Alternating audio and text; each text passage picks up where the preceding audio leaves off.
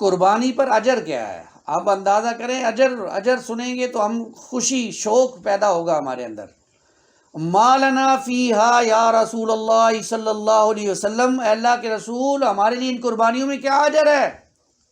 آپ نے فرمایا قربانی کے جانور کے ہر بال کے عوض ایک نیکی.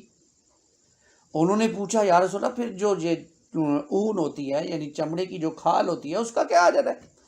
اللہ کے رسول نے فرمایا صلی اللہ علیہ وسلم اون کے ہر ریشے کے عوض ایک نیکی، ہر ریشے کے عوض نیکی.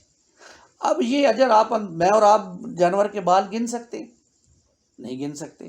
ہر بال پر ایک نیکی، ہر ریشے پر ایک نیکی. اتنی نیکیاں جب قیامت والے دن ہم جائیں گے نا، جب ہمیں ضرورت پڑے گی، پھر احساس ہوگا او کاش میں قربانی کر لیتا.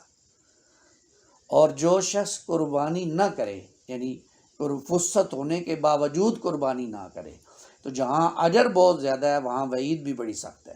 اللہ کے رسول نے فرمایا جو قربانی اور ہونے کے باوجود یعنی اس کے پاس وسعت ہے اس کے باوجود قربانی نہیں کرتا ہے تو وہ ہماری عیدگاہ میں نماز پڑھنے نہ آئے، وہ ہمارے پاس نہ آئے.